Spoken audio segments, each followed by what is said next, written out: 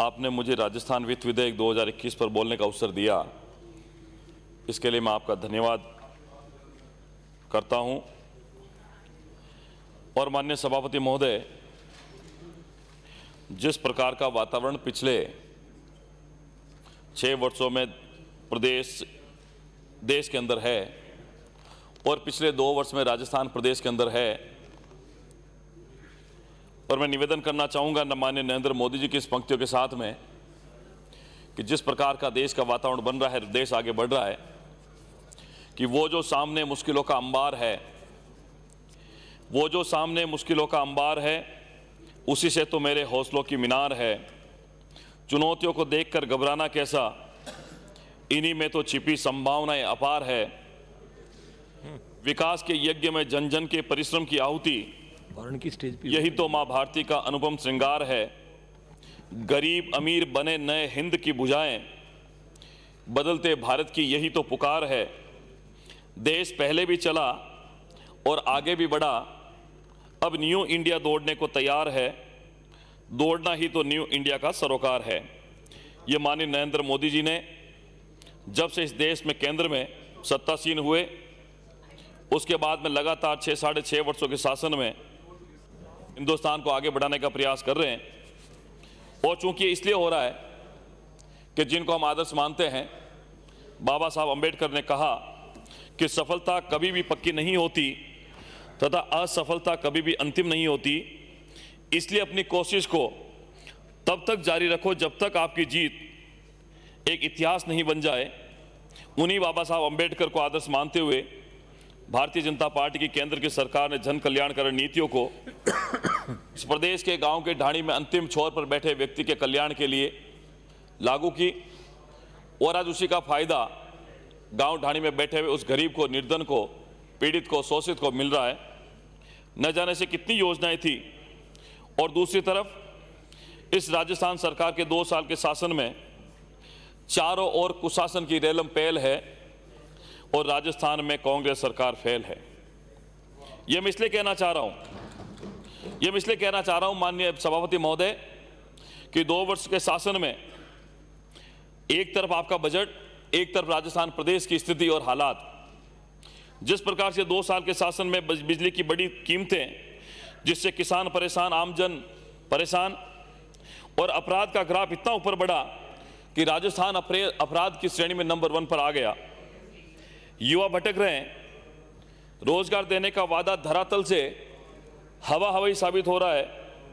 हमारे प्रदेश की बेटियां असहज और असुरक्षित महसूस कर रही है, और साथ में कांग्रेस की राजनीतिक महत्वाकांक्षा एक दूसरे की टांग खींचे ने राज्य के विकास को धरातल से उतारा, एक तरफ हाशिए पर डाला, और आम जन एवं गरीबों को राहत देने वाली योजनाओं को बंद करके इस प्रदेश की गरीब जनता के साथ में जिस प्रकार का कुठाराघात किया, ये राजस्थान प्रदेश की जनता देख रही है। मैं निवेदन करना चाहूंगा माननीय सभापति महोदय, ये राजस्थान सरकार का तीसरा बजट है, और जब किसी सरकार का तीसरा बजट पेश होता है तो उस सरकार का लगभग 60% समय पूरा हो जाता है, ये 60% बजट पूरा हो जाता है। और इस 60% बजट के अगर हम विश्लेषण करें या विवेचना करें तो पिछले 2 बजट की भांति ये बजट भी सिर्फ और सिर्फ घोषणाओं का खाली अंबार साबित हो रहा है। अगर ईमानदारी से इस सदन के अंदर चर्चा करें कि तीसरे बजट में जिस प्रकार से आपने घोषणाएं की, क्या ये सारी घोषणाएं धरातल पर उतरी? क्या इन सारी घोषणाओं का फायदा इस प्रदेश की जनता को मिला? एक भी इतना बड़ा काम नहीं है जो राजस्थान प्रदेश की जनता के सामने कांग्रेस जाकर रख सके कि हमने ये तीसरे साल में ये काम किया है। और जिस प्रकार का बजट आपने प्रस्तुत किया और जिस प्रकार की घोषणाएं माननीय सभापति महोदय इस बजट भाषण के अंदर हुई, इन सारी घोषणाओं को पूरा करने के लिए अगर राजस्थान प्रदेश की विकास दर 25% होगी तो ये सारी घोषणाएं पूरी होगी। और वर्तमान में राजस्थान की विकास दर कितनी है? 6.6%। मतलब इन सभी घोषणाओं को पूरा करने के लिए लगभग 4 गुनी रफ्तार से इस राजस्थान प्रदेश की विकास दर को बढ़ाना होगा।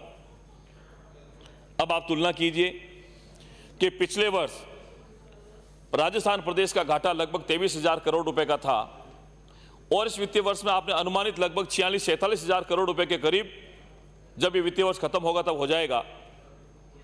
और दूसरी तरफ आपने किसी प्रकार का नया टैक्स, अभी माननीय सदस्य कैलाश चंद्र जी मेघवाल साहब कह रहे थे, मैं पूर्ण रूप से आपकी बात से सहमत हूं कि जब भी इस विधानसभा के अंदर बीते 3 वर्षों में हमने राजस्थान सरकार के सम्मुख किन योजनाओं को लेकर और किन विकास कार्यों को लेकर आपसे निवेदन किया, आपने उस प्रत्येक उत्तर के अंदर यह लिख के दिया कि वित्तीय संसाधनों की उपलब्धता के आधार पर ये कार्य करवाए जाएंगे।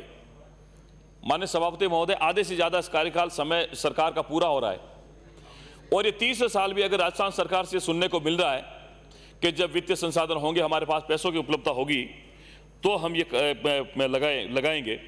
तो मेरा निवेदन है कि थोड़े से जितने भी फ्लेक्सिबल टैक्सेस अगर राजस्थान सरकार लगाए जिससे विकास कार्य पूरे हो और जो घाटा है वो भी इस प्रदेश का कम हो, इस प्रकार का निवेदन मैं आपसे करना चाहूंगा।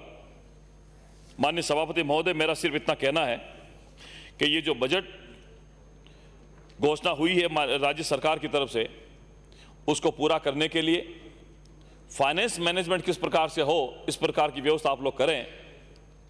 और सिर्फ इतना कहकर कि जो आपने घोषणा करी मेरे विधानसभा क्षेत्र के अंदर भी, उन घोषणाओं को भी जब तक वित्तीय स्वीकृतियां प्रदान नहीं होगी, जब आपके पास में पैसा नहीं आएगा, तब तक आप काम करोगे नहीं। इसलिए पैसे का प्रबंधन करके फाइनेंस मैनेजमेंट इस प्रकार से करें जिस प्रकार पिछली राज्य सरकार भारतीय जनता पार्टी की थी, उसमें फाइनेंस एलोकेशन पहले होता, उसके बाद में घोषणाएं होती। लेकिन इस बार व्यवस्थाएं उल्टी हो गई। इस बार घोषणाएं पहले होती है, फाइनेंस का कुछ पता नहीं। ये आमूलचूल परिवर्तन पिछली भारतीय जनता पार्टी की सरकार में, इस सरकार में देखने को मिल रहा है।